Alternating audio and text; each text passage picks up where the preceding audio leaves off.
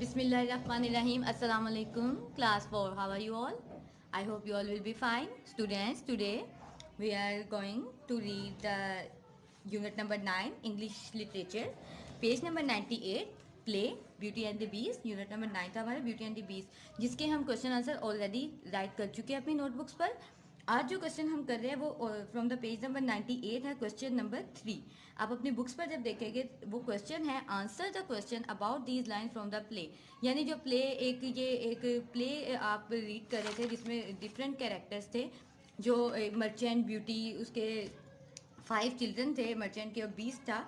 इनके दरमियान जो कन्वर्सेशन सारी हुई है, जो स्टोरी हुई है, उसके अकॉर्डिंग एक सेंटेंस यहाँ पर राइट किया गया है। उस सेंटेंस के अकॉर्डिंग हमसे जो क्वेश्चन पूछे जाएंगे हमने उसके आंसर राइट करने हैं।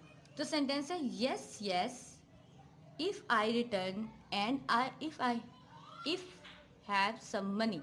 सेंटेंस ये है, yes yes if I return and if have some money. Just ये है, ये सेंटेंस का मतलब तो ये है हाँ हाँ अगर मैं वापस आया और अगर मेरे पास पैसे हुए। अब क्वेश्चन क्या है? Question number A, who speaks these words and to whom. ये लफ्ज जो हमने अभी पढ़े यस यस वाले मनी तक, ये किसने बोले थे और किसको बोले थे? तो हमें पता है ये वर्ड जब ब्यूटी ने और उसकी उसकी बहनों ने जो चीज़ें मांगी थी वापस आने के लिए, जब वो कहाँ पे जा रहे थे, तो मर्चेंट ने बोले थे।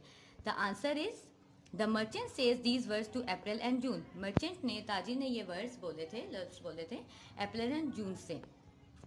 Question number B, where is speaker planning to go and why. Speaker यानी बोलने वाला इस प्ले में जो बोल रहा है वो मर्चेंट है, मर्चेंट की तरफ से स्टोरी है। तो वो मर्चेंट कहाँ जाने की तैयारी कर रहा था, क्यों? तो आंसर है he is planning to go away to find some work. वो प्लान कर रहा था कि वो कहीं दूर जाएगा कोई काम ढूंढने के लिए।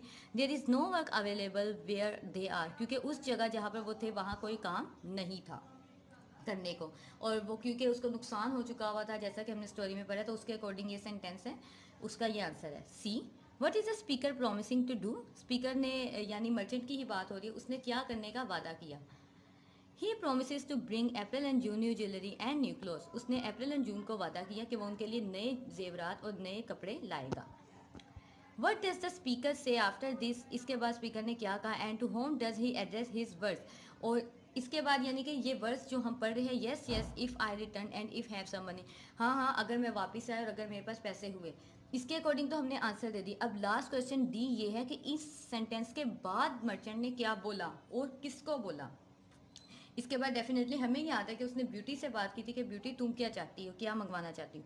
The speaker says and what about you beauty, what would you like me to bring you. आप हमने ये जो बात कॉमर्स में लिखी है, आपने कॉमर्स में सेपरेट ही लिखनी है क्योंकि ये सेंटेंस है स्पीकर की तरफ से बोला गया।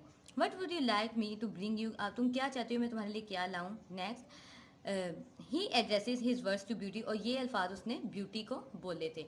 तो स्टूडेंट्स, इस तरह हमारा ये लेक्चर भी यहाँ कंप्लीट हुआ। आपने ये वर्क अपनी नोटबुक्स पर राइट कर लेना है। अगर पॉसिबल हो, क्योंकि शॉर्ट आंसर है, तो आप बुक्स पर भी राइट कर सकते हैं। अगर नहीं पॉसिबल तो आप नोटबुक्स पर राइट कीजिएगा। मीनिंग टू मीनिंग मैंने आपको ये बता दिया है। नेटिव स्कूल के स्लोगन को नहीं भूलना है, रुकना नहीं है, आगे बढ़ते जाना है। अल्लाह हाफिज़।